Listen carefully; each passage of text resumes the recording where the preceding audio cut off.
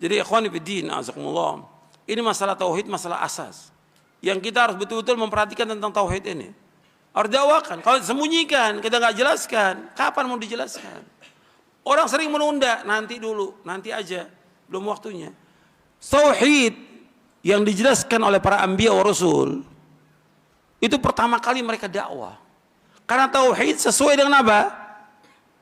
Sesuai dengan apa? Fitrah manusia. Allah yang menciptakan manusia, Allah juga yang memerintahkan para nabi, para rasul mendakwakan apa? Tauhid. Allah menciptakan manusia tahu tentang baik dan tidaknya manusia ini, lurus dan tidaknya manusia, bahagia dan tidaknya manusia dengan tauhid. Makanya semua nabi manhajnya jelas. Nah, banyak para dai yang tidak punya manhaj, yang tidak tahu manhaj. Manhajul anbiya fi da'wati ila Allah at-tauhid fi al-hikmah wal aql.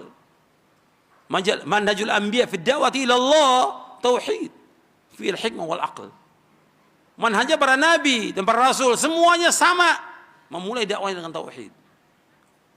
Itulah dakwah yang hikmah. Dakwah yang dikatakan dakwah yang hikmah, menjelaskan tentang tauhid, menjelaskan tentang syirik, itu hikmah. Dianggap oleh sebagian masyarakat dakwah tauhid dakwah apa? Keras, tidak hikmah. Lantas yang hikmah bagaimana? Mengikuti masyarakat. La haula wala quwwata illa billah. Ya rusak agama ini. Masyarakat awam nggak punya ilmu. Tadi saya sebutkan sifat manusia apa? Bodoh. Kok ngikuti orang bodoh? Dia dikasih sama Allah sedikit ilmu, sampaikan ilmu itu kepada manusia. Jelaskan. Susah memang. Banyak cemoohan, harus sabar. Daripada Allah sebutkan, fama asbarahum 'alan nar. Kok mereka sabar dengan masuk neraka? Mendingan sabar di dunia dengan celaan, cacian, tetap untuk memperjuangkan tauhid. Daripada nanti dimasukkan ke neraka, berapa tahun dimasukkan neraka? Jutaan tahun. Kok sabar? Nggak sabar 60 tahun dakwah ini nggak sabar. Celaan, cacian, makian dihalangi dakwah ini, masjid dihalangi, jalan terus dakwah. Nggak boleh berhenti dakwah ini. Ini dakwah benar, sesuai dengan fitrah manusia. Orang betul akan memadamkan cahaya ini, tapi Allah, orang akan memadamkan cahaya ini, tapi Allah akan tetap menghidupkan dakwah ini. Nggak boleh berhenti, nggak boleh takut pada manusia. Allah sebutkan wala yakhafuna laumata laim. Mereka nggak takut celaan orang mencela. Orang celah nggak ada masalah mencela. Celaan manusia nggak akan merendahkan diri kita di sisi Allah Taala. Dan pujian manusia nggak akan mengangkat derajat kita di sisi Allah Taala. Itu harus ingat itu. Prinsip dalam hidup kita, celaan manusia, orang celah kita nggak akan merendahkan diri kita di sisi Allah Taala. Karena kedudukan kita tergantung dari iman kita, takwa kita kepada Allah, amal soleh kita. Pujian manusia, banyak orang muji kita, nggak akan mengangkat derajat kita insya Allah. Karena Allah akan melihat apa? Tentang imannya dia, ikhlasnya dia, ilmunya dia, amal solehnya Allah lihat ya gimana. Bukan pujian manusia. Tapi dakwah ini harus jalan.